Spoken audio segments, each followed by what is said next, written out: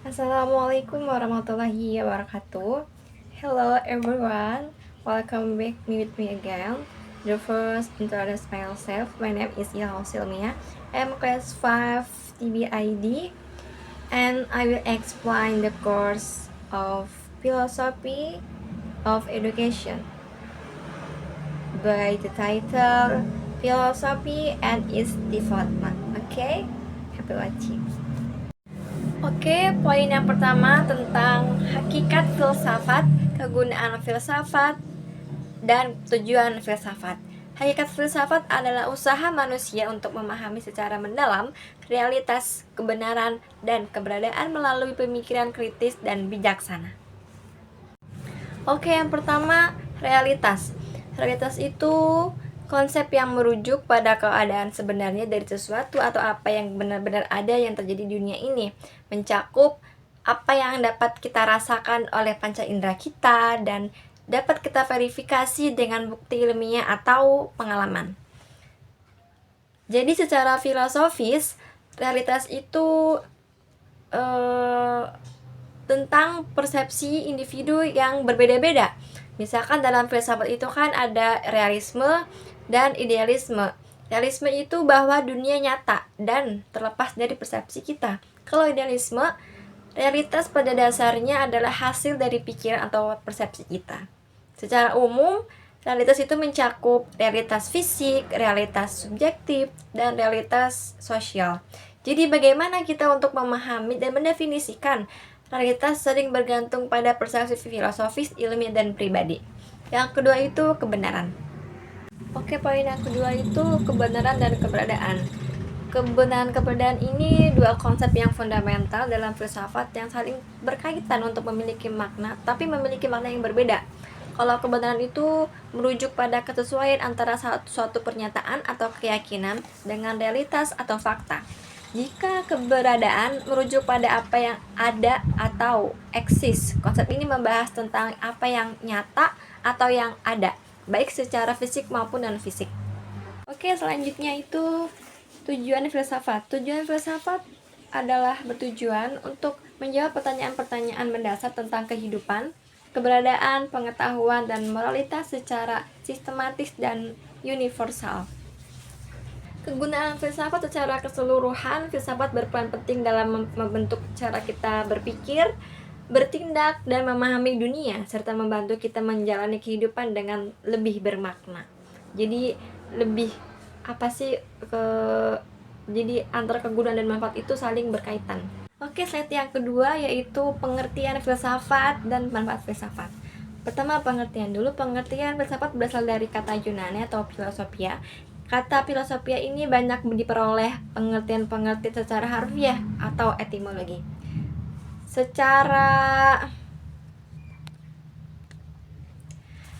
harfiah atau etimologi ataupun dari kandungannya. Jadi terhadap pengertian seperti ini, Al-Syaibani mengatakan bahwa filsafat bukanlah hima itu sendiri, melainkan cinta terhadap hikmah dan berusaha mendapatkannya, memusatkan perhatian padanya dan menciptakan sikap positif terhadapnya. Banyak makna filosofi yang dapat diambil dari kata filosofia, baik dari segi makna harfiah atau maupun etimologisnya maupun kandungannya. Merujuk pada pengertian seperti ini, Al-Syabani mengatakan bahwa filsafat bukanlah kebijaksanaan itu sendiri, melainkan kecintaan terhadap kebijaksanaan dan usaha untuk memperolehnya, memusatkan perhatian kepadanya dan mengembangkan sikap positif terhadapnya dan diproduksi. Tokoh-tokoh dalam filsafat saat Yunani kuno itu termasuk ada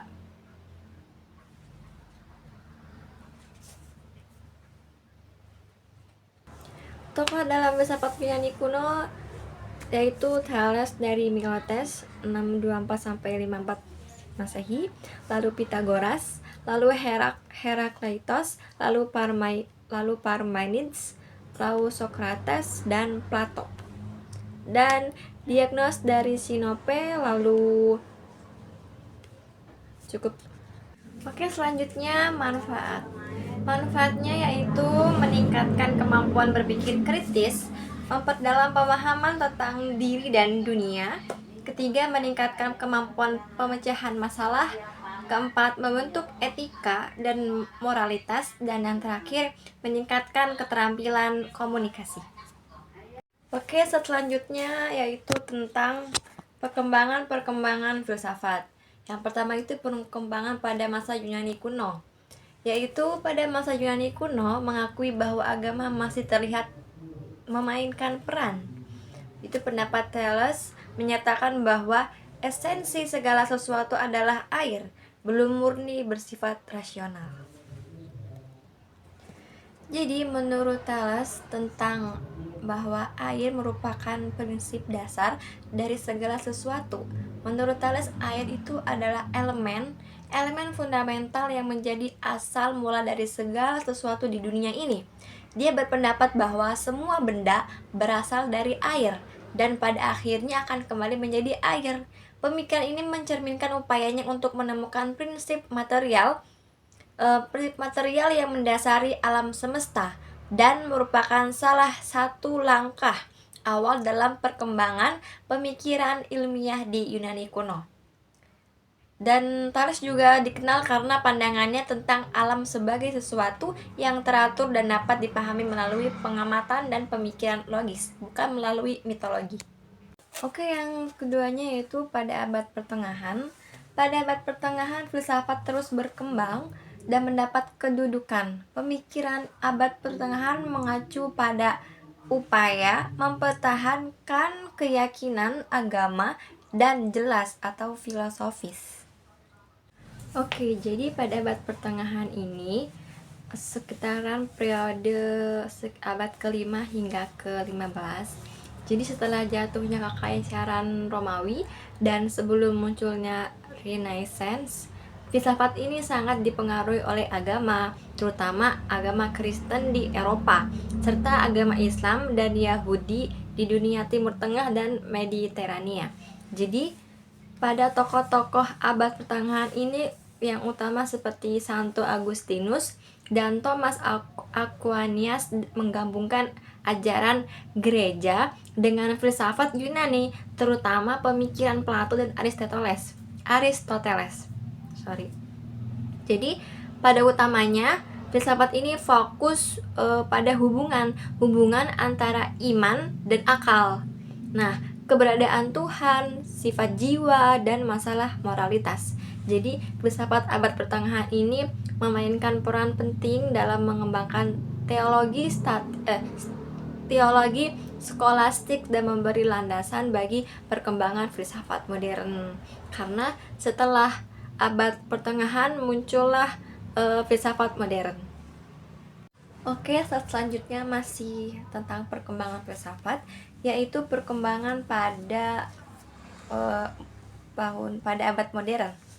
Pada masa modern, para filsuf menegaskan bahwa pengetahuan tidak berasal dari kitab suci atau ajaran agama atau para penguasa, tetapi dari diri manusia sendiri. Ada beberapa tokoh yang menjelaskan yaitu Cogito ergo sum dan Johann Locke, David Hume. Mereka berusaha menjelaskan dunia melalui akal, pengalaman, dan metode ilmiah sambil mempertanyakan otoritas tradisional, terutama agama dan dogma. Dan filsafat modern juga berfokus pada masalah-masalah seperti dasar pengetahuan, hak-hak politik dan sosial, kebebasan individu, serta etika rasional. Dan di era ini meletakkan dasar bagi perkembangan filsafat yang pemikiran modern ini di berbagai bidang.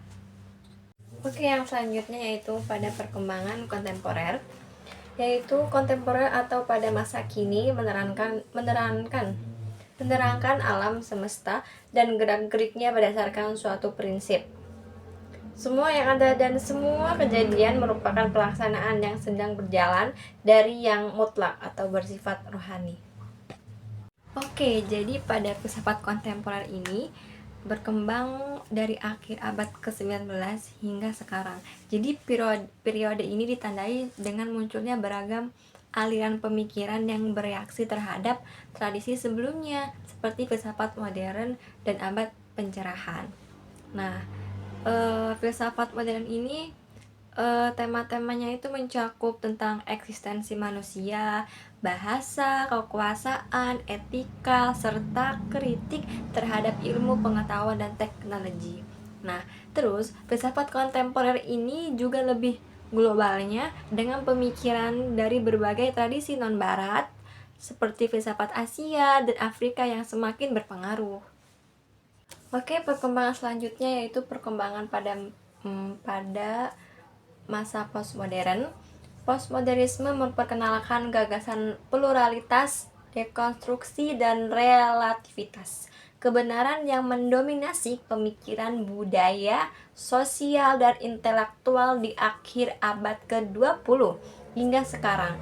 Filosofi ini memberikan wawasan tentang kompleksitas dunia kontemporer, namun juga menghadapi tantangan dan kritik dari mereka yang mendukung nilai-nilai rasionalitas dan objektivitas. Oke teman-teman, pada masa postmodern ini mereka menolak keyakinan bahwa kebenaran adalah mutlak atau dapat ditemukan melalui rasionalitas dan ilmu pengetahuan yang merupakan karakteristik modernisme. Dan juga para tokoh-tokoh di postmodern ini yaitu seperti Jean-Francois Lyotard, Jacques Derrida, dan Michel Foucault menekankan bahwa makna dan kebenaran bersifat konstekstual dan dibentuk oleh kekuasaan, bahasa, serta budaya. Jadi postmodernis ini sering mengkritik hierarki sosial, kekuasaan, dan struktur institusi tradisional. Oke, yang selanjutnya itu pada abad filsafat Islam. Perkembangan filsafat Islam banyak aspek dan hubungan memilah dan memilih persoalan mengambil tindakan dari sebagian pemikiran-pemikiran filsafat Yunani yang masuk dalam pemikiran Islam, yaitu pada abad ini peralihan dari pemikiran Yunani ke Islam itu adalah proses yang penting dan kompleks yang terjadi pada abad pertengahan. Peradaban Islam berperan besar dalam melestarikan, mengembangkan, dan menerjemahkan karya-karya filsuf Yunani klasik seperti Plato dan Aristoteles yang kemudian mempengaruhi filsafat Islam.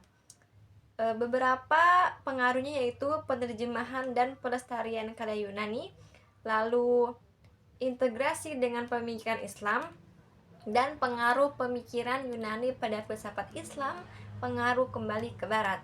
Jadi, pemikiran Yunani ini dan Islam mengalami pertukaran ide yang sangat dinamis selama abad pertengahan. Pemikiran Yunani ini dilestarikan, diterjemahkan, dan dikembangkan dalam tradisi filsafat Islam. Jadi dari beberapa aspek tentang perkembangan filsafat Yunani kuno sampai filsafat Islam, dan di era modern yang zaman sekarang ini kita tetap berkesinambungan antara pemikiran-pemikiran. Jadi kita tetap beradaptasi dengan pemikiran-pemikiran sebelumnya, mencantumkan ide-ide yang baru, berkesinambungan dengan ide-ide yang dicetuskan oleh tokoh-tokoh Aristoteles, oleh tokoh Ibnu Sina, oleh tokoh-tokoh lainnya diterapkan di era modern sekarang ini. Jadi pemikiran tersebut ini dari Syed Naqib al-Atas. Jadi menekankan pentingnya integrasi antara ilmu, pengetahuan, dan spiritualitas dalam pendidikan. Jadi pendidikan yang beraspek material, yaitu tujuan pendidikannya adalah filsafat pendidikan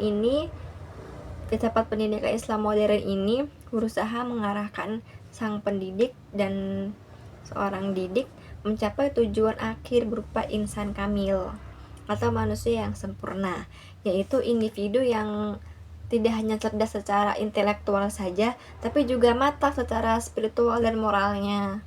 Dan kurikulumnya ini berbasis filsafat Islam, yaitu di beberapa lembaga pendidikan, kurikulum mulai dirancang untuk menggabungkan ilmu-ilmu modern dengan prinsip-prinsip yang islami, sehingga menghasilkan generasi yang mampu berpikir kritis sekaligus bernilai-nilai agama.